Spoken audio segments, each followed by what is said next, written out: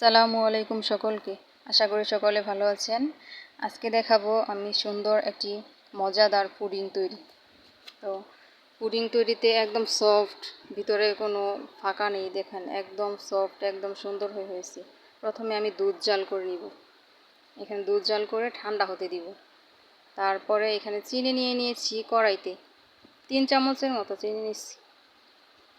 একটু পানি দিয়ে ভালো করে নাড়াচাড়া করে যতক্ষণ কালার না আসবে ততক্ষণ নাড়াচাড়া করতেই হবে। তারপর দেখুন কালার চলে আসছে। বেশি কালো হয়ে গেলে, পুড়ে গেলে তিতা লাগবে খেতে। তো একটা পাত্রের মধ্যে আমি ক্যারামেলটুকু ঢেলে নিচ্ছি। ঢেলে সুন্দর করে ছড়াই দিচ্ছি। এখন এটা ঠান্ডা হতে দিব।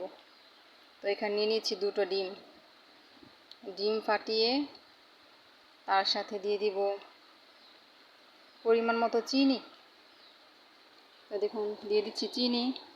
আমি 3 চামচের মতো দিচ্ছি চিনি। তো যার যার পছন্দ অনুযায়ী মিষ্টি যে যতটুকু খান ওইটুকু দিলেই হবে। ভালো করে নাড়াচাড়া করে তারপর এখানে দিয়ে দিব ভ্যানিলা এসেন্স, যাতে ডিমের আষ্টে গন্ধটা না থাকে। এখানে দিয়েছি 1/2 চামচেরও কম। দিয়ে ভালো করে মিক্স করে তারপর দিয়ে দিব এখন দুধ, জাল করে ঠান্ডা করে নেওয়া দুধ। আমি দিয়ে দিচ্ছি 1/2 গ্লাসের একটু বেশি দিয়েছি। দিয়ে ভালো করে মিক্স করতে হবে।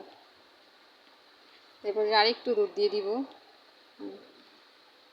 দিয়ে এখন একটা পাত্রের মধ্যে ঢেলে ছেঁকে নিব। ছেঁকে নিলে কি হয়, ভিতরে আর কি ফাঁকা থাকবে না। একদম সুন্দর সফট আর সুন্দর দেখতে হবে। ছেঁকে নিলে সুন্দর একদম স্মুথ হবে। তো দেখুন ছেঁকে নিয়ে এখন যে পাত্রের মধ্যে আমি ক্যারামেল সেট করে রাখছি ওইটার মধ্যে ঢেলে দিব। তো সবটুকু ঢেলে দিয়ে এখন পাত্রের মুখটা ঢাকনা দিয়ে আটকিয়ে দিব।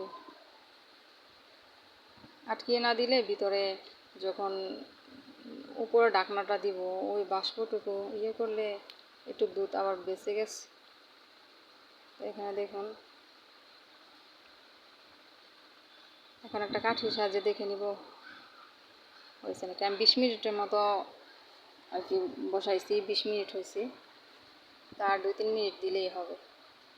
দেখুন সুন্দর করে রেডি হয়ে গেছে, একদম সুন্দর পারফেক্ট, অনেক স্মুথ, কালারটা অনেক সুন্দর হয়েছে। দেখুন কত সফট হয়েছে, একদম ভিতরেও কোনো নেই, কোনো ফাঁকা জায়গা নাই, একদম সুন্দর হয়ে একদম স্মুথ হয়েছে। তো ভিডিওটি ভালো লাগলে অবশ্যই সাবস্ক্রাইব করে দিবেন।